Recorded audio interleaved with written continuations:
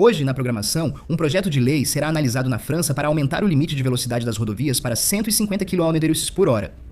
O futuro Jaguar vai pesar 1 tonelada a mais do que o antigo XJ. A Mercedes conseguiu deixar uma van incrivelmente sexy. E, por fim, será que a Maserati e a Alpine podem se tornar chinesas? Essa é uma questão muito séria que está sendo discutida neste momento.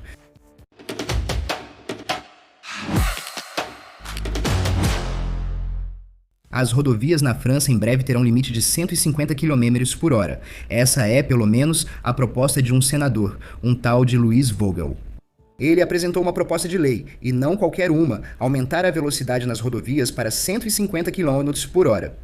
Então, antes que você se apresse para abrir uma garrafa de champanhe ou lançar uma petição para limitar as rodovias a 25 km por hora, dependendo do seu lado, ainda vai levar um tempo, mas a ideia é transformar algumas das nossas faixas de asfalto em uma espécie de versão light. Da Autobahn alemã, essa medida só se aplicaria aos trechos de rodovias considerados mais seguros. Pelo menos 3 faixas, asfalto impecável e sinalização adequada. Ainda assim, haverá triagem seletiva na entrada. Se você é um motorista jovem, esqueça, vai ser sempre 110 para você. Somente veículos recentes, com vistoria técnica em dia, teriam o direito de andar nessa velocidade e os radares, é claro, seriam ajustados. Aliás, não seríamos os primeiros a permitir algumas rodovias a 150. Italianos e tchecos já adotaram isso em alguns trechos, enquanto espanhóis testam um sistema de inteligência artificial que ajusta a velocidade em tempo real. Mas é aí que as coisas ficam complicadas. É o momento em que os profetas do Apocalipse e os amantes das árvores saem da letargia. O primeiro argumento deles, e não é bobo, é o consumo. Passar de 130 para 150 não é um pequeno aumento, e para os carros elétricos é ainda pior. A autonomia derreteria como neve ao sol. O outro argumento de peso é o ganho de tempo em 100 km. Andar a 150 em vez de 130 faz você ganhar apenas 6 minutinhos. Tudo isso aumenta o risco de acidente, pois maior velocidade gera impacto mais violento. Dito isso, sofrer um impacto a 130 ou a 150 o resultado, na maioria das vezes, infelizmente, não é muito diferente.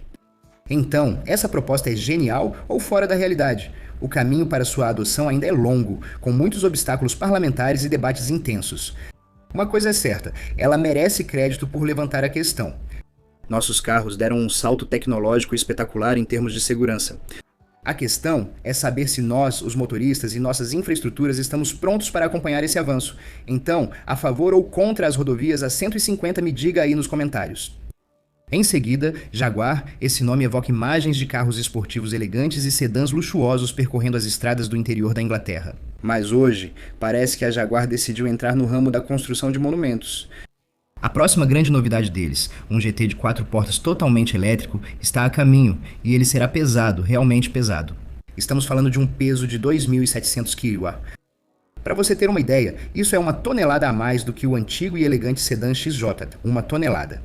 É como se a Jaguar tivesse pegado um XJ e parafusado outro carro pequeno em cima dele. Então, por que esse paquiderme sobre rodas? A bateria, é claro, uma enorme bateria de 120 kWh, que promete uma autonomia de 700 km ao rodo. Tudo bem, vamos poder ir longe, mas com esse peso, não viajamos mais, movemos uma placa tectônica. A Jaguar promete que esse carro será realmente único e emocionalmente cativante. Por enquanto, a emoção que sinto é o medo pelo futuro da marca. Dito isso, vai ter potência, mais de 1.000 cavalos, 3 motores sendo 2 na traseira. Para um 0 a 100, anunciado em pouco mais de 3 segundos, o projeto atrasou. Claro, o software só estaria finalizado em 80%. E para completar, ela é grande, quase 5,20 metros de comprimento. Então é aí que estamos, Jaguar. Eles produzem um carro elétrico com mais de 1.000 cavalos, autonomia de 700 km, aceleração de dragster e o peso de 1/3 da Torre Eiffel. Tudo isso com um visual que provavelmente vai dar o que falar na Mercedes-Benz. Durante décadas, eles fabricaram limusines, carros esportivos, símbolos de sucesso. E então, um dia, alguém em Stuttgart deve ter pensado: e se a gente tentasse cruzar uma limusine classe S com um galpão de barcos? O resultado, senhoras e senhores, se chama VLE. Eles dizem que é o substituto da classe quinto, mas é muito mais do que isso. É uma sala de estar sobre rodas, uma sala de cinema, um escritório móvel e, de quebra, um veículo. Eles decidiram pegar o conceito de van e encher de tecnologia até explodir. Vamos começar pelo design. A grande grade dianteira hexagonal pode ser iluminada à noite, caso ainda não tenham te visto chegando. O mais louco é que esse veículo tem um coeficiente de arrasto de apenas 0,25, praticamente o mesmo de um Tesla Model Y. Mas é por dentro que a loucura realmente começa diante de você. Você tem 3 telas, e na parte de trás uma tela 8K de 30 e 1 polegadas que desce do teto. Você pode até adicionar um sistema de áudio com 22 alto-falantes. E não é só isso, o VLE tem rodas traseiras direcionais, o que lhe dá o raio de giro de um carro compacto. Sob o assoalho, há uma central elétrica, uma bateria de 115 kW, que promete mais de 700 km de autonomia, e com a arquitetura de 800 volts, é possível recuperar 335 km em 15 minutos. Em termos de potência, temos opções. Uma versão mais tranquila com 276 cavalos e, para os pais muito apressados, uma versão catmática com 415 cavalos, que te leva de 0 a 100 em 6,5 segundos. Em uma van, imagina a cara dos outros motoristas no semáforo. Então, esse Mercedes VLE o que é? É uma demonstração de força, é a Mercedes dizendo pra gente: olhem do que somos capazes. A gente pode pegar o objeto menos sexy do planeta automotivo, uma van, e transformar em um concentrado de luxo e tecnologia absurda. É ridículo, é exagerado, é completamente inútil e, ao mesmo tempo, absolutamente genial. E, por fim, Alpine e Maserati, essas joias do nosso patrimônio europeu, poderiam acabar em mãos chinesas? Essa é uma questão muito séria que está sendo discutida neste momento. Vamos começar pela Alpine, o pequeno carro azul que assustou concorrentes bem maiores. Na Fórmula 1, porém, a história recente é um pouco menos gloriosa.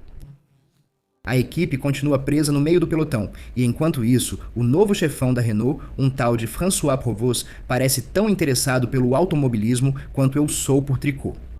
Ele já começou a desfazer o legado, cancelando projetos e deixando o futuro da equipe de Fórmula 1 muito incerto.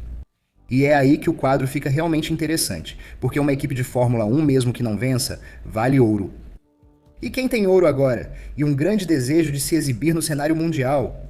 A China, o gigante BYD, que já vende mais carros do que qualquer outro por lá, está de olho na Fórmula 1. Eles não querem começar do zero, pois seria demorado e complicado, preferem comprar uma equipe já existente. E quando vemos uma equipe como a Alpine, com um passado glorioso, mas um presente difícil e uma direção que parece querer se livrar dela, a conta fecha rápido. E do outro lado dos Alpes, Maserati, a marca está em dificuldade. As vendas não estão correspondendo e ela pesa nas contas do seu enorme proprietário. Com a rentabilidade em queda, o grupo na Europa é forçado a buscar soluções criativas, que hoje muitas vezes significam uma passagem para Pequim. O grupo já tem uma parceria com o fabricante chinês Leapmotor. Mas, segundo fontes bem informadas, estão em andamento discussões com outros atores chineses como Xiaomi e Xpeng. Fala-se em compartilhamento de fábricas, tecnologias e até mesmo na venda de participações em algumas marcas, e o nome que mais aparece é Maserati.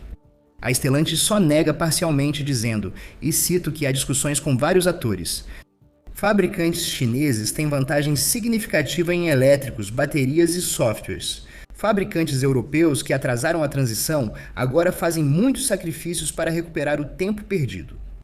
Até vender suas joias de família. Alpine e Maserati, que em breve serão chinesas, já não é mais ficção científica para alpistar a Alpine. Seria como uma gestão desastrosa e o total abandono do legado esportivo da Renault. Para a Maserati, isso mostra que a indústria europeia, para sobreviver à revolução elétrica, está disposta a vender sua alma ao maior pagador. Em ambos os casos, seria um terremoto. Obrigado a todos por terem assistido a este novo vídeo. Não deixem de se inscrever e ativar o sininho das notificações para não perderem nada. Tchau!